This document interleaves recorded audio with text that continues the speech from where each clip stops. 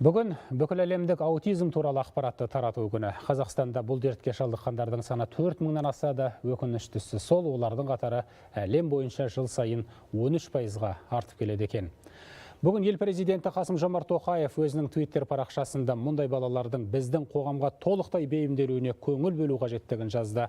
Мемлекет басшысы аутист балалардың арасында қабілеттілер көп екенін айтып, оларды қолдап жүрген үкіметтік емес ұйымдарға ризашылығын білдірді.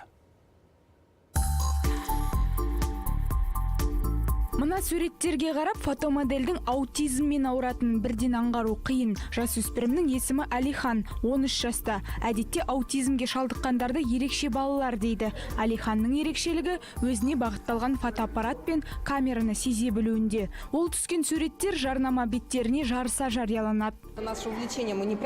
Баламның фотокамераға деген қызығушылығын кішкентай кезден байқадым. Аутизммен ауыратын балалардың әрқайсысының өзіндік қабілеті болады. Оларды аша білу керек. Алдағы уақытта ұлымның сурет салу шеберлігінде дамытқым келеді. Бүкіл әлемдік аутизм мәселесі туралы ақпарат тарату күніне орай бас қалада 100 аутист бала мен олардың ата-анасы спартакиадаға қатысты. Шараның мақсаты ерекше балаларды ортаға бейімдеп, инклюзивті қоғам саясатын насихаттау. Ақтауда да сырқаттанған балаларды қолдау шарасы ұйымдастырылды. Бүгінде Маңғыстауда 200-ден астам аутист бала бар. Олардың көбі арнайы мамандардың көмегімен үйде білім алады.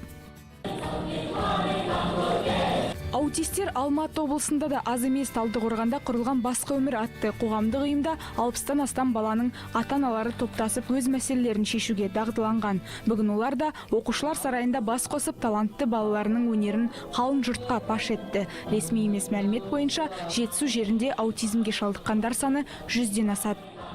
Балалар өздері әртүрлі болып бейімделген өзі. Табиғи жағынан бәрі өнерлі келген, бірақ та кейбір ата-аналар өздерінің балаларын көрсеткісі келмейді. Сонымен айтатын ата-аналарға көрсетіңіздер балаларыңызды, біз білейік, біз сізге көмектесетін қандай неміз болса сіздерге көмектесейік.